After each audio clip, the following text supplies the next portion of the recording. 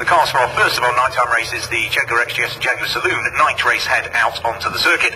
With the red lights on, when the lights go out, it's a good start from the second row of the grid from Stuart Liddell. However, it's a rocket of a start from the man from pole position, that being Kevin Doyle. They head up towards Redgate Corner for the first time. It's going to be Kevin Doyle that will turn in the lead of the race, and it will be Alex Harrison that slots in second place with Stuart Liddell. Down through the trainer curves for the first time. Pole position converted to the early race lead by Kevin Doyle as they sweep down through the right and left flips of the trainer curves before we then catch the headlamps down on the approach to the old hairpin, which is where they are making their way now, turning through the right-hander. It looks as though it is still Kevin Doyle that's in the lead. Alex Harrison is still there in second position and looking as though he might try and grasp the lead of the race away, actually, as they head under Starkey's Bridge and up towards Schwann's Curve for the first time. Kevin Doyle leads, with Alex Harrison still looking as though he's there in second place, albeit there hasn't been a change for second. Diving up the inside and taking second place away for either there. Somebody will try and sort out who that is, as Alex Harrison, I think, is still trying to hang on to the coattails of our race leader Kevin Doyle as they head up towards Coppice for the first time of rasking. And of course they'll make their way down there straight and towards the braking area for the Goddard chicane for the first time. No doubt about who's in the lead. It's car number 46 when they disappeared out of view down the straight. Lights will reappear into Goddard's any second now, and that should be where we see the XJ12 Broadspeed lookalike in the hands of Kevin Doyle come out of the chicane over the start-finish line. It's still Alex Harrison that's there in second position as well. There's Kevin Doyle. Alex Harrison is still there in second place. Third place is Andrew Harrison with Stuart Liddell there in fourth place. Rob Newell in fifth place. Philip Cooper is in sixth position, and completing the top seven is Simon C. as they head down the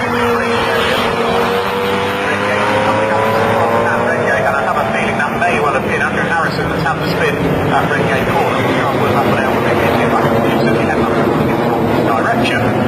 Yellow flags out of that vital circuit, and doing a 60-degree spin will then make its way up to the top of Trainer Curve. Possibly a bit Carlos in.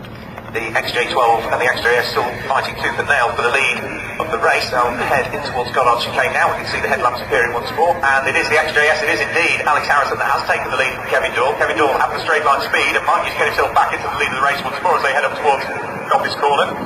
Alex Harrison leads with Kevin Doyle there in second position, then Andrew Harrison in third place. So it was Stuart Liddell that had the spin.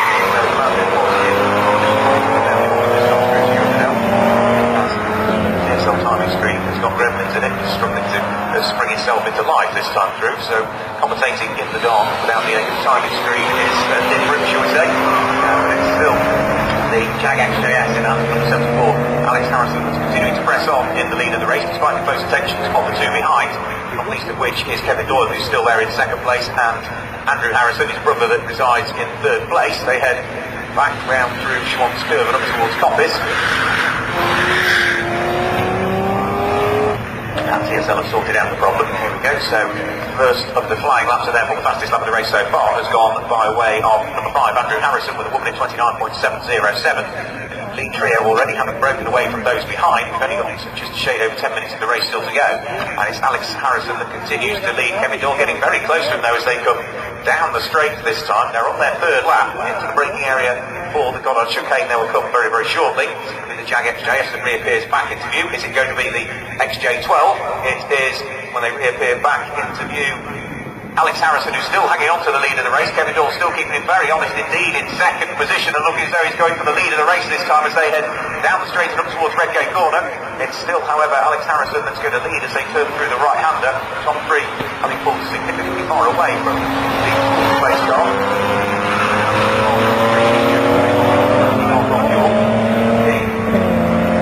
Down to Philip Cooper this time through, so Phil Cooper goes through and up into fourth position. Rob Newell drops down into fifth place. Then it's Simon C who's there in sixth position, and Stuart Liddell, fresh from his spin, still continues in second place.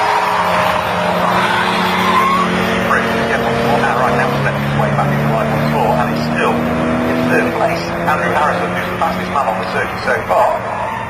So 1 minute 28.041 of the top three, beginning to close up. They're still in the order that they were, still with the XJ12 being the meat in the XJS sandwich as they carve their way out of McLean's corner and up towards Coppice. Through the double apex right-hander, Stuart Liddell looking as though he's destined for the pits this time through. So Connor, the 23, comes into the pits in the hands of the 39-year-old from Kent. So Stuart Liddell not entirely happy with either car or handling in the dark conditions. And Alex Harrison, as they come over the start-finish line, Kevin Doyle is on the left-hand side of the circuit and will have the outside line when they get towards Redgate Corner. Alex Harrison hanging on to the inside line, might just hang on to the lead of the race here as they turn through the right-hander. Indeed he has, it's still XJS racing.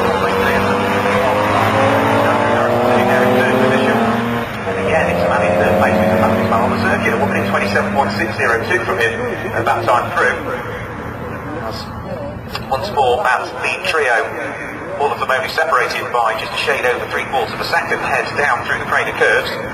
Of the 15 minutes, we've got 9 minutes of the race still to go. And straight here, out of sight briefly from the start of the bridge towards Swan's curve. It's still the XJ12 that sits there in second position.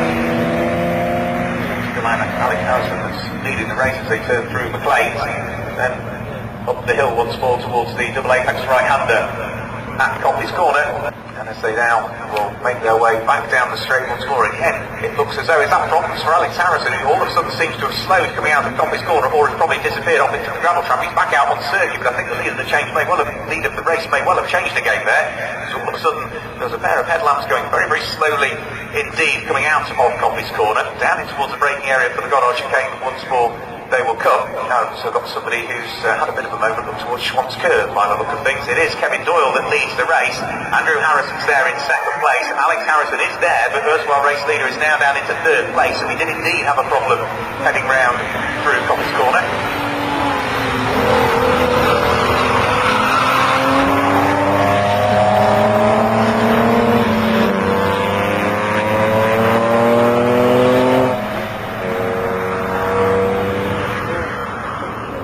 So Kevin Doyle back into the lead of the race, and Andrew Harrison this time ahead of his brother Alex Harrison. The car that had the spin by the look of things on the approach to Schwant's curve is probably going to have been Phil Coomer, because Phil Coomer has not come through. He was in the race leader. Alex Harrison goes through in third position. The top three covered by 0.3 seconds. The fastest lap of the race that time going to Kevin Doyle in the lead. It's 25.896. Car in second place in the hands of Andrew Harrison, looking as though he may well have just closed the gap a little bit this time through. Between first and second as they came over the start-finish line and completed the 7th lap of the race. When they come over the start-finish line this time, what was 3.6 seconds is going to be, I think, just a shade less than that. Through they go, and it will take a while for the TSL timing screen to update itself because they have to time everything manually. At the moment is what we heard, which is just a slight delay.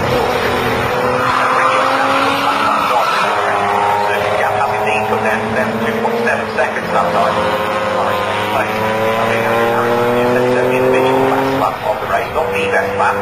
That still lies at a woman in 25.8, Kevin Doyle race leader, a woman in 26.6 from Andrew Harrison in second place.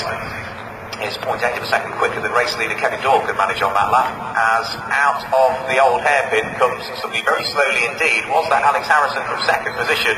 Andrew Harrison from second position comes very, very slowly out of the old hairpin, and he's going to lose time and fall almost into the clutches of his brother. So Kevin Doyle in the lead of the race now with an ever-increasing margin between himself and Andrew Harrison in second place. Alex Harrison's there in third place, and it's the XK120 of Rob Newell in fourth place, ahead of the light green XJS at Simon Seed completing the top 5, and the silver number 71 XJS at Philip Coomer resides at the bottom of the top 6. 3.5 minutes to go. Down and into the braking area for Goddard chicane once more comes the XJ12 of Kevin Doyle, the man from Tring. Start-finish straight he will go. The gap was 2.7 seconds, having come back out once more as a result of the grassy moment on the exit of the old hairpin for Andrew Harrison, who's now in danger of coming under pressure and losing second place because his brother is hot on his heels. Up towards the braking area for Redgate Corner they go. Still the blue car of Andrew Harrison ahead of the red machine of Alex Harrison. Dive down through the sweep of the Craner curves once more. Of course, it's squabbling for second and third places, allowing Kevin Doyle to get further away in the lead of the race. 5.6 seconds now is the gap that he has, as for the ninth time of asking makes his way out of the old hairpin. Still the battle of the brothers there in second and third position. Alex ahead of Andrew, as not quite as well, with 4 or 5 car lengths between the two of them. They head through Schwant's Curve and up towards McLean's. Long gap before in fourth position we see Rob Newell in the XK120 head over the start finish line. Only now does the car in fourth place complete his 8th lap of the race. He is way behind the front three. Between Andrew Harrison and fourth place for the best half of a minute, 53 seconds is the gap between them. As it's towards Goddard very shortly will come. Our race leaders once more. Through and over the start finish line goes Kevin Doyle with 1 minute and 44 on the clock. Onto his penultimate lap of the race he will go. The fight for second and third is most certainly on, because the brothers have managed to swap themselves round this time through. Because back up into second place has gone number 74 Alex Harrison, ahead of Andrew Harrison, who's dropped down into third place.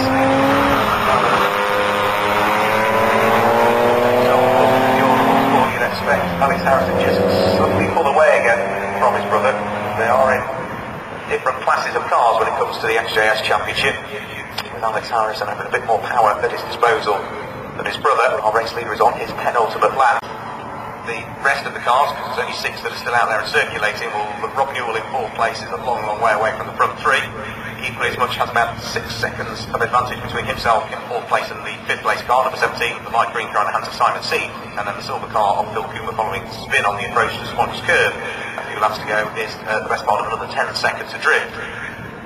As the race leader is making his way out of this corner now, back down the straight will come Kevin Doyle to head on to what should be his last lap of the race this next time through.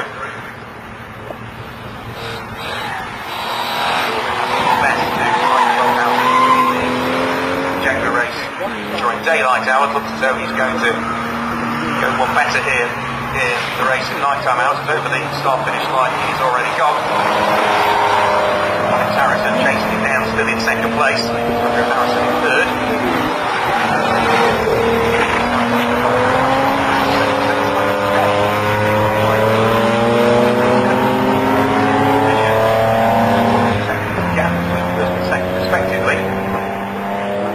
Has ticked to 0, so they are on their final lap of the race, as out of the old hairpin will go XJ12 in the hands of Kevin Doyle, with Alex Harrison trying to get ever closer to him on this, the final lap of the race, but 3.3 seconds is a chunk to try and close in. So I think Kevin Doyle has got the race in control. He's got a bit more in the bag if he wants it, because that last lap was a second slower than the best he's managed in the race so far.